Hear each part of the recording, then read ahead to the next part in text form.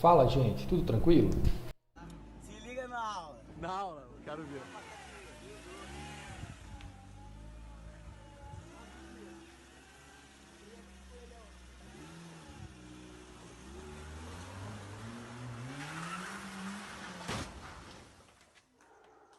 Ó, o MC Requeijão!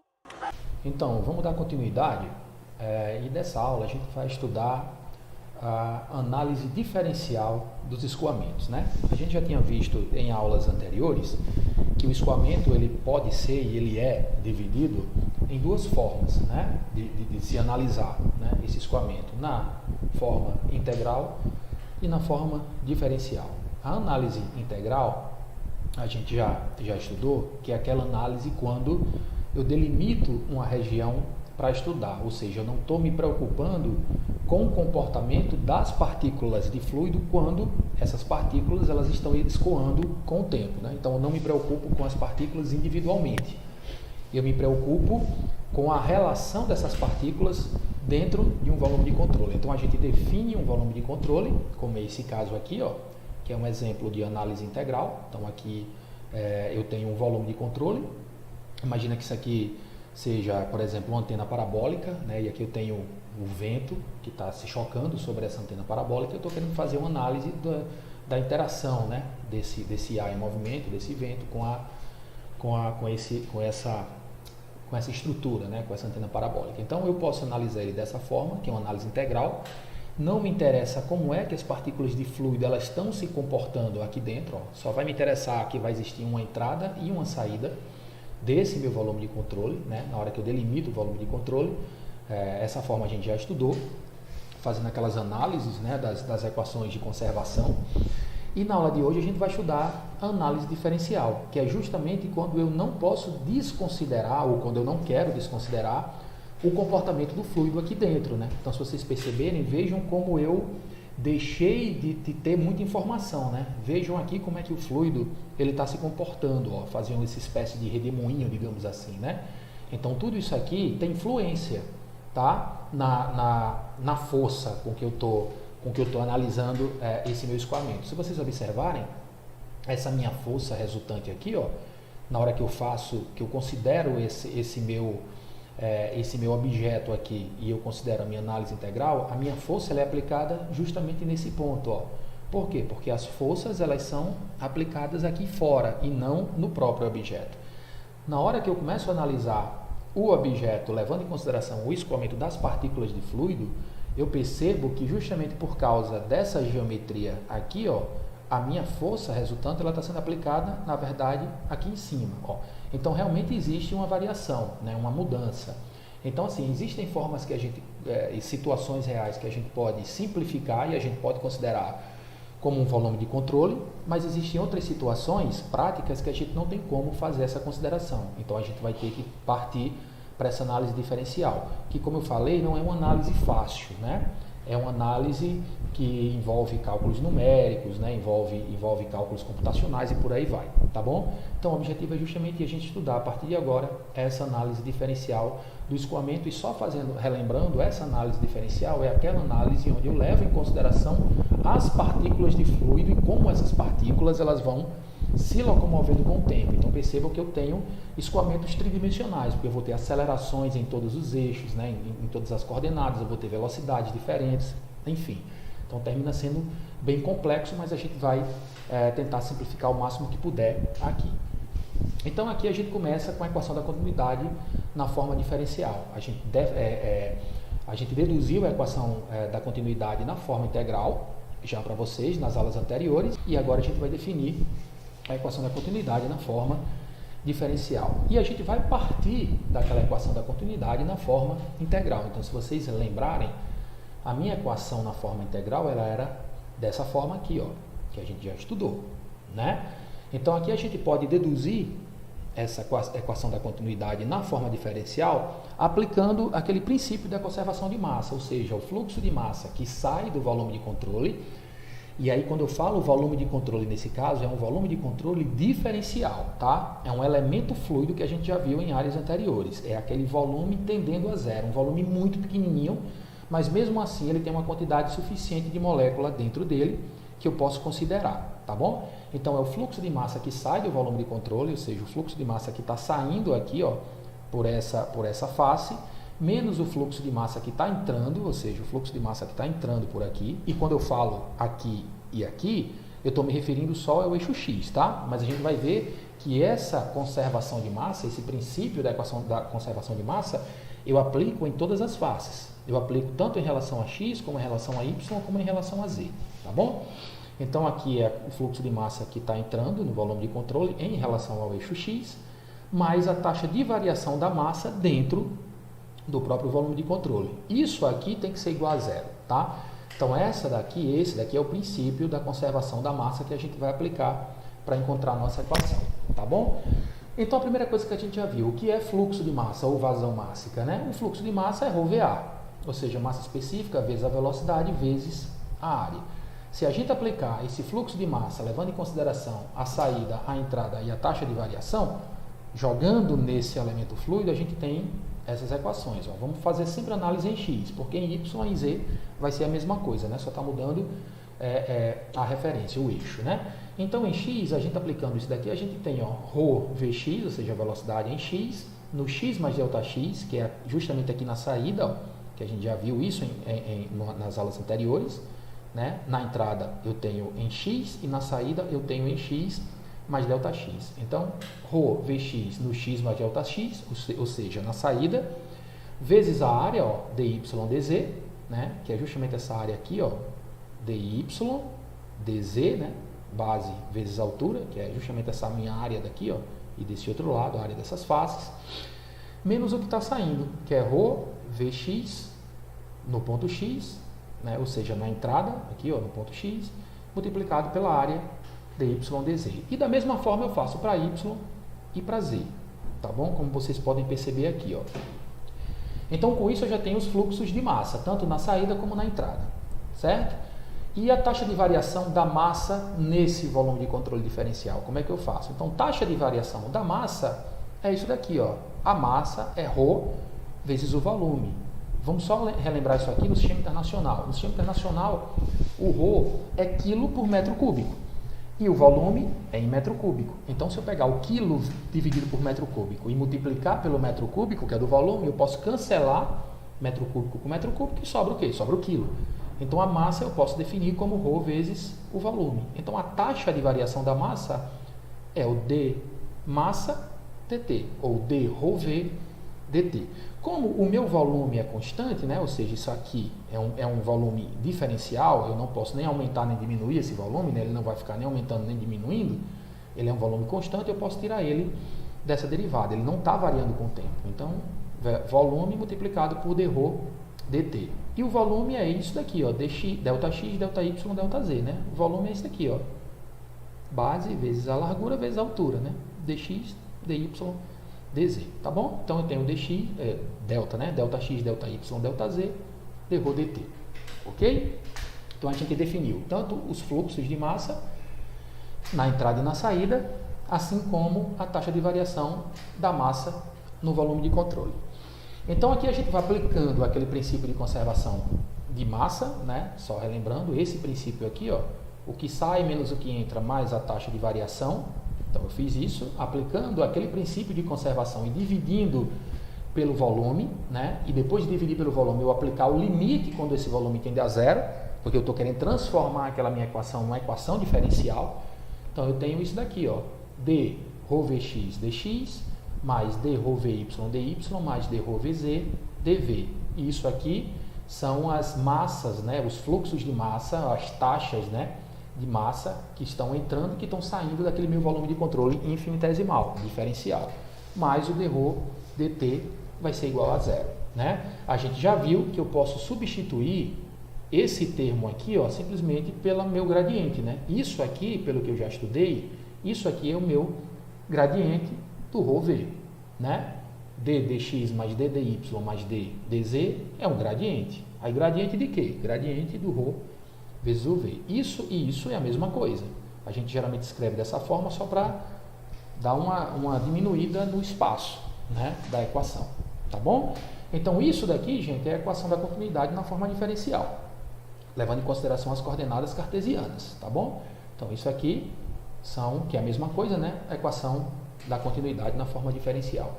Já as coordenadas cilíndricas, que é em função de um raio, de um ângulo θ e do eixo z, né? A equação da continuidade ele é dessa forma aqui, ó. Então percebam, a gente costuma muito trabalhar com tubulações, né? E a tubulação ela nada mais é do que um cilindro. Então as formas mais comuns da gente utilizar, levando em consideração o tipo de escoamento dentro de uma tubulação, é a equação da continuidade dessa forma aqui, ó. Tá certo? Bom, aqui a gente tem, como a gente já viu na equação, na análise integral, a gente também pode fazer algumas considerações, né? Existem casos especiais. Então, esse caso especial 1 é quando o escoamento ele é em regime permanente, né? Então, quando ele é em regime permanente, ó, nada varia com o tempo. Daquela equação, o único termo que está variando com o tempo é esse termo aqui, ó, dρ dt. Então, se eu digo que o regime ele é permanente, esse termo aqui ele já vai ser igual a zero. E eu fico simplesmente com esse termo aqui, ó, tá? O gradiente do ρ vezes v, tá certo? Em coordenadas cartesianas eu tenho isso daqui, ó, né? Lembrando que é a mesma coisa do gradiente, né? Ó, igual a zero. E em coordenadas cilíndricas eu tenho essa outra equação aqui de baixo. Tá bom, gente? Entendeu? Você entendeu, velho? Bom, o caso especial 2 é quando, além de eu ter o meu escoamento permanente, eu tenho um escoamento incompressível. Quando a gente está trabalhando com água, por exemplo. Então, quando a gente está trabalhando com água, eu tenho em coordenadas cartesianas a equação dessa forma aqui, ó, dessa forma aqui, tá bom? E em coordenadas cilíndricas, dessa forma aqui, ó. Tá certo? Isso é o caso mais simples possível, né? Quando eu tenho um escoamento permanente e incompressível. Então, eu tenho essas duas formas, para coordenadas cartesianas, para as coordenadas cilíndricas. Bom, aqui a gente vai definir uma outra equação, né? Que são as equações de Cauchy, né? São as equações do momento. Lembre que lá, na nossa aula, a gente deduziu a equação da continuidade, que é a equação da massa, a gente deduziu a equação do momento e a gente deduziu a equação da energia. Aqui na forma integral, para o nosso curso, a gente vai deduzir, como a gente já deduziu, né, a equação da massa e agora a equação de energia, tá bom? Que é a equação, a equação do momento, né, que é a equação de Cauchy, tá bom? Então, vamos partir, ó, daquela equação, né, só para a gente ter uma ideia, a equação do momento que a gente deduziu, né, na forma integral, ó, tá bom? Aí a gente vai partir agora para a dedução dessa mesma equação na forma diferencial, tá bom? Então, a gente parte dessa informação aqui, ó. Então, quem é o somatório das forças? O somatório das forças é o dP dt. Lembrando que o P é o momento, né? O momento linear.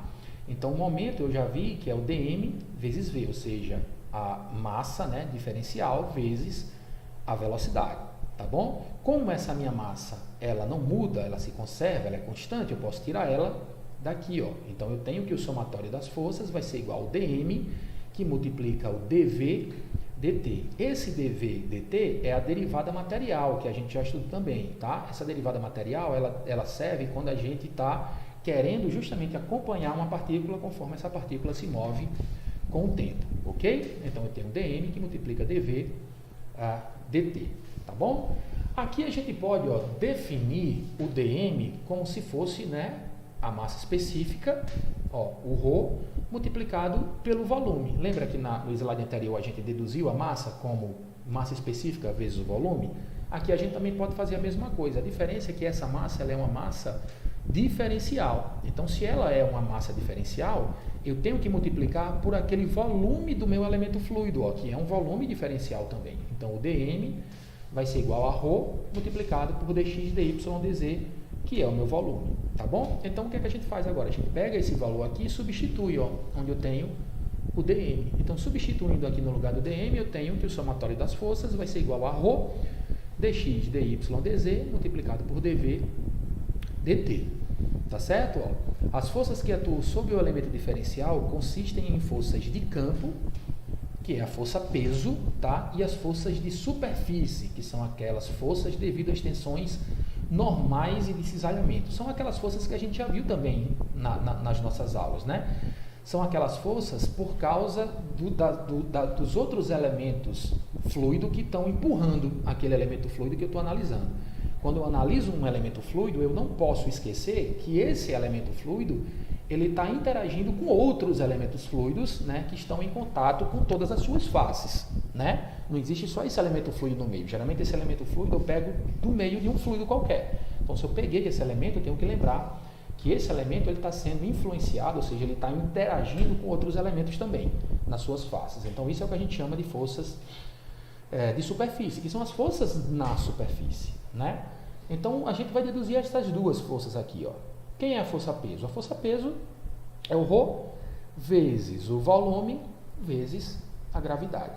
Isso é a força-peso, tá bom? Rho VG. Rho vezes o volume vezes a gravidade. Se vocês quiserem, joguem as unidades no sistema internacional e vocês vão perceber que isso aqui vai dar em Newton, tá bom? A análise das forças devido às tensões normais e de cisalhamento, ele quer uma análise um pouco mais detalhada, né? Então, se vocês observarem, analisando aqui o eixo Y e o eixo Z, por exemplo, a gente tem o sigma, né, que representa as tensões normais, ó, as tensões normais a essas faces, né, ó, as tensões normais, e a gente tem o tau, que representa as tensões cisalhantes, né? Se vocês observarem, se vocês imaginarem, por exemplo, essas duas tensões cisalhantes aqui, ó, uma para cima e uma para baixo, o que é que acontece com esse meu elemento fluido? Ele tem a tendência de deformar, né, ó? E de fato acontece as deformações, apesar da gente aqui não levar isso em consideração. Mas eu tenho essas deformações, eu tenho, por exemplo, giro, né? Então, justamente por causa dessas tensões, ó, porque eu posso ter, imagina esse outro elemento fluido que está desse lado, ele está com a velocidade para cima, e esse outro elemento fluido que está aqui, ele está com a velocidade para baixo. Então a tendência vai ser, como tem um contato desses elementos fluidos aqui na face, é haver uma deformação. Então, se vocês observarem aqui, para todas as faces, né, levando em consideração essas coordenadas diferentes, eu tenho tanto as tensões normais como as tensões de cisalhamento, tá? E como vocês podem perceber, essas tensões aqui, elas são iguais, ó, são as mesmas tensões, né? Vai dependendo justamente das coordenadas que a gente está utilizando para fazer essa análise, ok? Então, o somatório das forças é dado por isso daqui, ó, a tensão normal na saída, né, da minha face, menos a tensão normal na entrada, multiplicado pela área, né? Porque força é isso, tensão é força, né?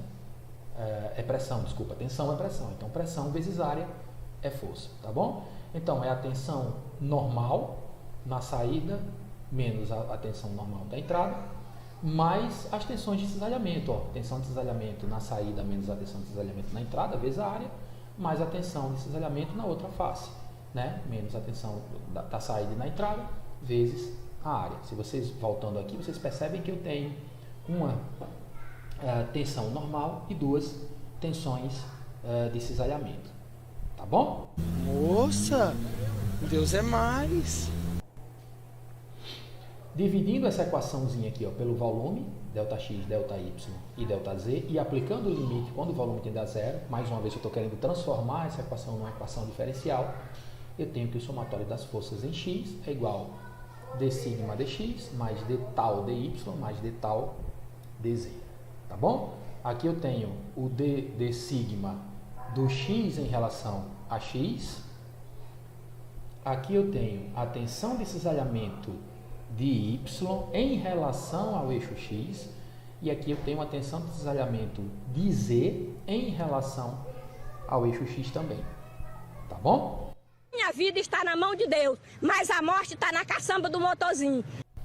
Então, se a gente estivesse considerando a força-peso na direção x, tá bom? Eu estou falando isso porque a gente está deduzindo em relação a x, né? Então, se a gente considerasse o peso, né? Se o peso ele fosse em relação ao eixo x, a gente tinha a expressão geral para conservação do momento dado por isso daqui, né?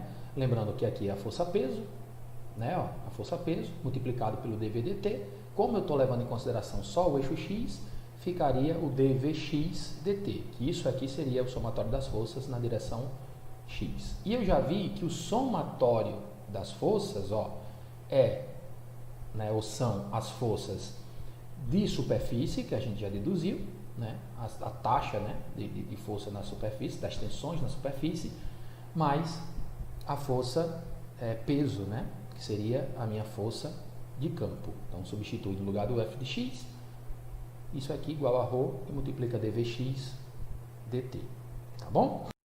Perdeu, a casa caiu, o negócio pegou. Hã? Então, na direção x, a gente teria essa equação, que a gente acabou de deduzir. Na direção y, a gente teria essa outra equação. Na direção z, a gente teria essa outra equaçãozinha.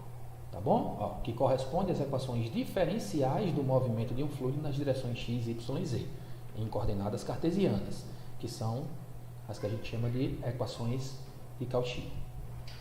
Certo? Aqui a gente tem 3 observações. Na primeira, ó, ele pede para observar que a tensão que atua em um ponto do fluido é especificada por 9 componentes que definem o que a gente chama de tensor-tensão de segunda ordem, né? Que ele pode ser expresso através dessa matriz, né? Então, se vocês observarem aqui, ó, a gente tem 9 variáveis, né? 9 variáveis que são as 9 tensões, tá bom? Na observação 2, a gente tem que a equação de Cauchy, ela não é muito útil na forma apresentada, justamente em função do número de incógnitas que precisam ser calculadas, né? 6 tensões, massa específica e 3 componentes da velocidade, tá bom? A gente não consegue calcular porque eu tenho muitas incógnitas, né? Aqui, que elas são calculadas. E aqui, ó, na última observação, para que seja possível uma solução matemática para a equação de Cauchy, é necessário que escrevamos as componentes do tensor-tensão em termos do campo de velocidade e do campo de pressão. E essas equações que relacionam essas variáveis a gente chama de equações constitutivas, tá? Elas relacionam essas equações aqui, ou essas variáveis, com os campos de velocidade e os campos de tensão. E essa dedução, né, dessas equações constitutivas, ela vai além do objetivo desse nosso curso. Ela geralmente ela é dada, mas quando você está numa pós-graduação, quando você quer se especializar nessa área de mecânica dos fluidos. Inclusive, a gente colocar um livro aqui para vocês, que é o Bird, né, que é do fenômeno de transportes. É um livro bem difícil, bem complexo, mas que ele consegue deduzir essas equações constitutivas aqui. Tá bom? Mas para a gente não vai. A gente já vai pegar essas equações constitutivas prontas, né? Então, para o fluido newtoniano, faz essas considerações também. Em escoamento laminar, as equações constitutivas em coordenadas retangulares, né, são essas aqui, ó. Tá? Então, as minhas tensões, elas são relacionadas, ó, com velocidade, né, com viscosidade, através dessas equações. Tá bom? E aí, o que é que eu faço? Eu substituo aquelas equações nas equações de Cauchy, né? Quando a gente substitui essas equações constitutivas na equação de Cauchy, a gente chega nessas pequenas equaçõezinhas muito simples aqui, como vocês estão percebendo, tá bom? Aqui em relação a x, em relação a y e em relação a z, né? Que representam as componentes x, y e z da equação diferencial do momento para um fluido newtoniano em escoamento laminar. Então, perceba que mesmo eu fazendo a consideração da equação, das equações constitutivas, eu só posso utilizar ela para que a gente tenha uma análise matemática se o meu fluido ele for newtoniano em escoamento laminar, ou seja, se eu tiver uma turbulência, ou se o meu fluido ele não for newtoniano, aí o negócio já fica bem mais complicado. A gente não consegue resoluções matemáticas, né? A gente já tem que partir para o cálculo computacional. Certinho, gente?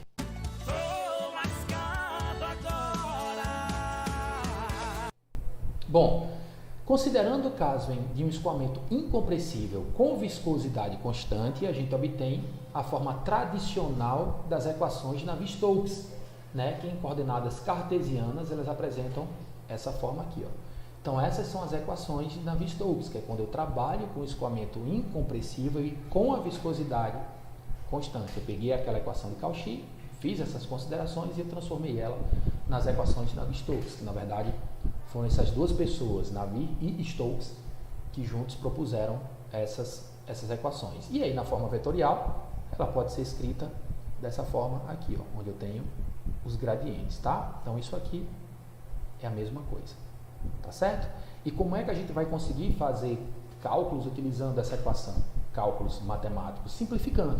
A gente vai considerar, por exemplo, que o escoamento, ao invés de ser tridimensional, como é esse caso aqui, ó, x, y e z, eu tenha um escoamento unidimensional, por exemplo, em relação a um eixo só, em relação ao eixo x, por exemplo. Então, essa equação e essa eu já cancelo.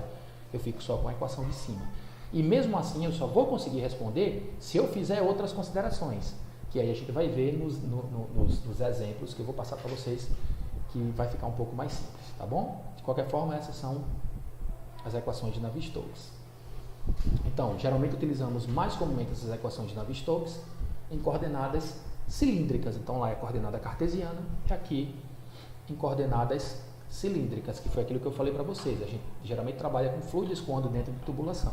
Então, provavelmente a gente vai precisar trabalhar elas utilizando as coordenadas cilíndricas. Tá bom, gente? São essas equações aqui.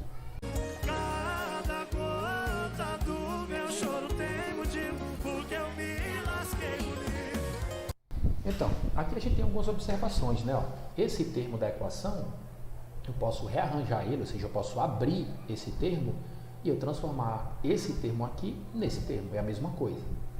Tá bom? Eu não vou ficar falando termo por termo para não deixar a aula muito grande, muito chata. Mas esse termo da equação eu posso abrir e transformar ele nisso daqui, ó. Estou só abrindo, né? Derivando essa parte aqui de fora e transformando nesse.